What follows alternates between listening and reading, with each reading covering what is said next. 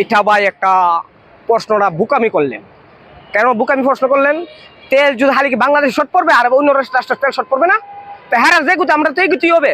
এটা যদি তারেক রহমান দেখে আর কিছু গুতান আর ইয়া করেন, এটা কি হবে? তারেক রহমান দোষ হারা চাইতেছে তারেক রহমান বিদ্যান্ত করে জনগণকে, তাহলে তারা তারেক রহমানকে আলাদা আলাদা আলাদা করতো। আরে বুকারা একবার বুকারা, আমরা কি পাগল? আমরা বুঝি না কিছু, বাংলাদেশ জনগণ বুঝে না। তেলের সংকট পড়লে সব দেশেই পড়বে, কারণ এটা বাইরের দেশের যুদ্ধ। এটা আমরা কিছু তারেক রহমানের কিছু কথা তো না।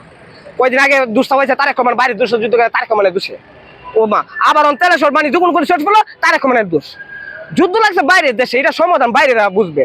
ওই আমেরিকা টাম্পো যদি বুঝে তাহলে এটাও সমাধান হবে। হারা বুঝ হারা আল্লাহ যদি হারা রহমত করে। আর সবথেকে কথা, যুদ্ধ কারোর জন্য বলা না, যুদ্ধ সবাই লস।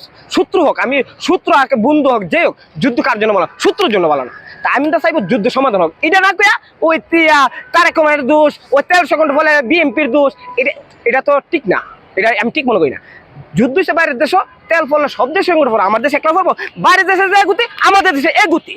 কিন্তু এন একটা কথা আছে, কয়েকদিন আগে গেলাম আমি সংগ্রামে পাইছি তেল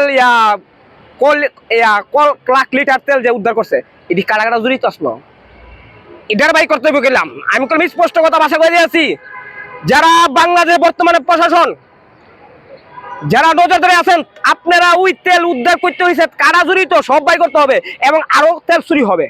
যখন বলতে আছে তেলের সংকট পড়বে, কিন্তু আরো একটা কারবার আছে, হারা তেল চুরি করে গুডাউন জমাবে, মাটি তলা হামড়াবে, তেল নেই উৎসত করবে, কিন্তু এদিকে নজর থাকতে হবে।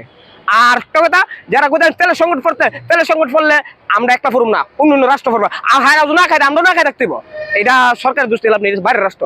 যদি বাইরে যুদ্ধ না হইতো তাহলে তারেক রহমান 2 মাসে যা করতেছে আরো উড়িল। কিন্তু এই যুদ্ধের অভাবে আমরা দেশে একটু অভাব পড়তেছে, কারণ তা আগে তো পারতেছে না। কিন্তু আমার একটা কথা, তারেক রহমান একলাই করে সবকিছু পারতে পারে না। আমরা যদি দেশকে ভালোবাসি তাহলে আমরা সবাই তার পাশে থাকতে হবে। কেন? একলা তারেক রহমান একলা পারবে না, কারণ সবাই মিলে যদি তার পাশে আগায় তাহলে ইনশাল্লাহ আরো এগিয়ে যাবে। কারণ তারেক রহমান আগাইবে আর কিছু কিছু মানুষ পোস্টিং করে পিছাবে, উন্নতটা পিছাবে। আর ভালোটারে ভালো সহ দেখবে না, ভালোটারে কোন সহ দেখবে।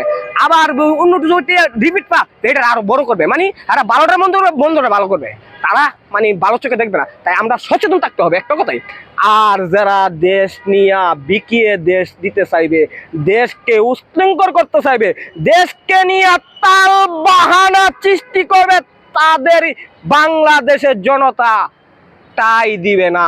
কারণ নেতা এই স্লোগানটা বারবার দিছে, করব কাজ গর্ব দেশ, সবার আগে বাংলাদেশ, মানে যে কোনো মূল্যে সবার আগে বাংলাদেশকে রক্ষা করবে নেতা।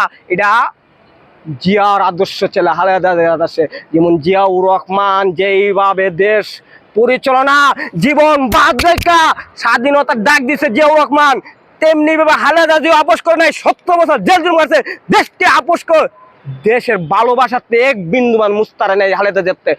তাহার ছেলে দুইজনের তারেক রহমানও এই দেশকে যারা তাল বাহানা সৃষ্টি করবে, দেশকে বিকে, তাদের এই বাংলার জনগণ তাই দিবে না। করে 100% গ্যারান্টি আমি দিয়ে দিলাম, যারা দেশ নিয়ে হুস্তিন্ত করবে, কথা একটা, সবার আগে বাংলাদেশ, যে কোনো মূল্যে বাংলাদেশকে আগে রক্ষা করবে। আচ্ছা।